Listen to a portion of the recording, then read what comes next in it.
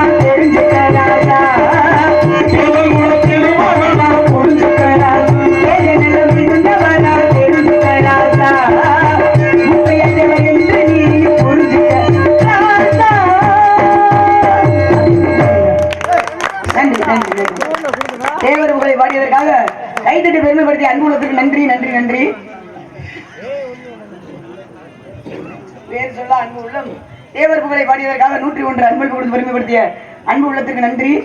இந்த சொரன்றார் ஒருத்தர்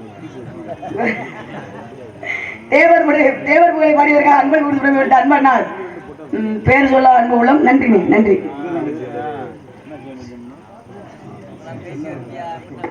ஆமா இருக்கட்டும். தேவர் புகழை பாடியதற்காக அன்புக்கு கொடுத்து பெருமைப்படுத்திய அன்பு உள்ளத்துக்கு நன்றி நன்றி நன்றி. டிஎன்இசி தமிழ்நாடு நகர்பொருள் வாணிய கழகம் மதுரை மாவட்டம் சார்பாக எங்களை இசைக்கலைஞர்களை பாராட்டி 1000 ரூபாய் நன்றி. டிஎன்இசி தமிழ்நாடு நகர்பொருள் வாணிய கழகம் மதுரை மாவட்டம் சார்பாக வாணிய கழகம் பாசத்துக்குரிய அன்பு உள்ளம் அன்பளித்து பெருமை சேர்த்த அன்பு உள்ளத்துக்கு கலைக்குழு சார்பாகவும் எங்கள் இசைக்கலைஞர் சார்பாக நன்றி நன்றி. ஏன்னா ஒரு பாடல் பாடுறது பெரிய விஷயமே இல்லை. இருக்கக்கூடிய ஒளிபெருக்கி இங்க இருக்கக்கூடிய இசைக்கலைஞர்கள் அவர்களுக்காக ஜோரா கைத்தட்டுங்கப்பா. அது இருக்கணும். அது எந்த அளவுக்கு கை தட்டுங்களோ அந்த அளவுக்கு ஓஹோன்னு இருக்கும். இன்னும் செய்வோம். ஆமா இன்னும் செய்வோமா? சரி திறமையை காட்டுறது தானங்க வந்திருக்கோங்க. எனக்கு இருந்தாலும் ஐயா புகழ் ஒரு பாடல் நம்ம பாடுவோம். ராமதாஸ் பாடு. அப்படி சீமையிலே கண்டெடுத்த தங்கமடி முத்திரமணிஞ்சமடி எங்கள் குல தெய்வமடி அறிவும் நல்ல வளமும் நல்ல பண்பும் தேவர் மகான் சந்தடி நாங்கள் நிம்மதி தேவர் மகான் சந்தடி நாங்கள் நிம்மதி அப்பலாத்து சீமையிலே கண்டெடுத்த தங்கமடி முத்திரமணிஞ்சமடி எங்கள் குல தெய்வமடி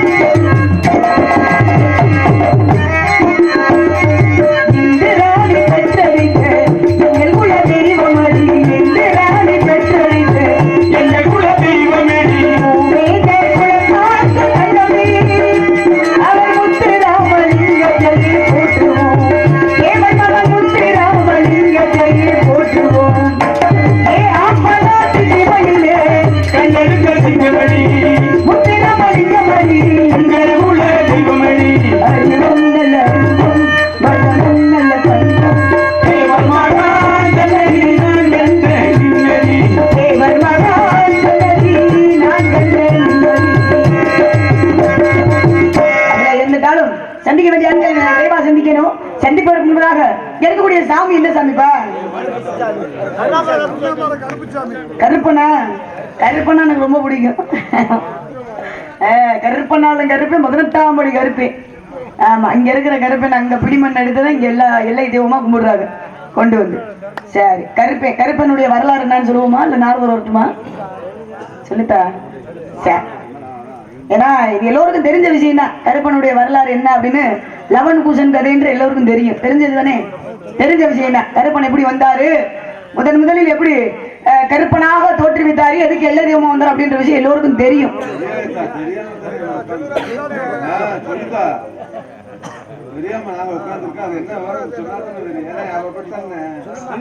சரி இருக்கட்டும். ஏன்னா ராமனுடைய மனைவி யாருன்னா சீதையாகப்பட்டவங்க. இந்த சீதையாகப்பட்டவங்க என்ன செய்யறாங்க? அவங்களுக்கு 2 பிள்ளை கிடையாது, ஒரே ஒரு பிள்ளை தான், லவன் மட்டும்தான்.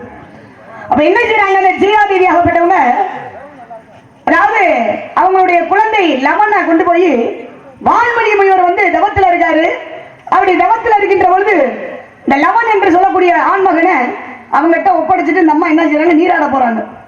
அப்படி நீராட போகின்ற பொழுது இவர் தவத்துல இருந்தவருக்கு இந்த குழந்தை தொட்டில கட்டிட்டு போயிடுறாங்க.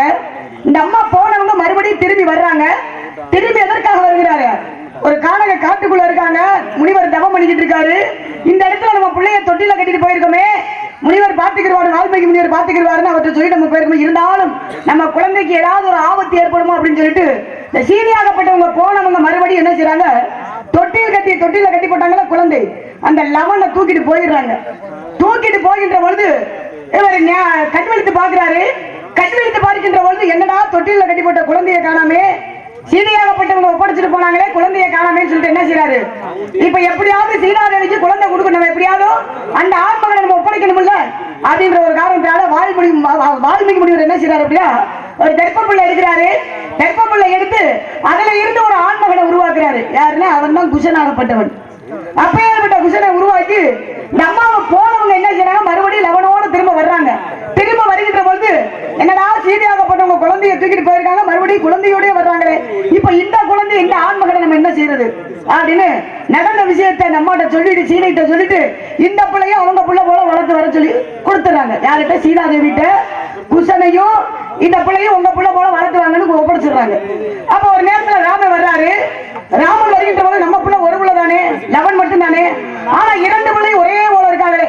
கொஞ்சம் அமைதியா இருங்கனே, மைசூர்ல உட்காந்து நீங்களே பேசிட்டு இருக்கீங்க, முன்னாடி உட்காந்து கொஞ்சம் அமைதியா இருங்க. ஆக பாருங்களே, ஒரே ஒரு பிள்ளை சீதையாகப்பட்டவங்க லவன் மட்டும். அப்ப இந்த குழந்தை யாரு அப்படின்னு சொல்லுகின்ற பொழுது அப்ப ராமன் கேட்கிறாரு, இரண்டு பிள்ளையும் ஒரே போல இருக்காங்களே, முக தோற்றம் எல்லாமே ஒரே மாதிரி இருக்கே, இதுல நம்ம குழந்தை யாரு, இவனா இந்த பையனா அந்த பையனான்னு கேட்கிறாரு ராமன். அப்ப இந்த குழந்தை, இரண்டு குழந்தைல நம்ம பிள்ளை யாருன்றத தீர்மானிக்கணும்ல அப்படின்றதுக்காக ஒரு நெருப்பு மூட்டுறாங்க. அப்படி நெருப்பு ஊட்டி அதுல குழந்தைய இறங்க வைக்கிறாங்க. முதல்ல சீதை இறங்குறாங்க, தீக்குழியில சீதை இறங்குறாங்க. சீதை இறங்கி உயிரோட வந்துடுறாங்க. யாருல உயிரோட வர்றாங்களோ அவங்கதான் நம்ம குழந்தை அப்படின்ட்டு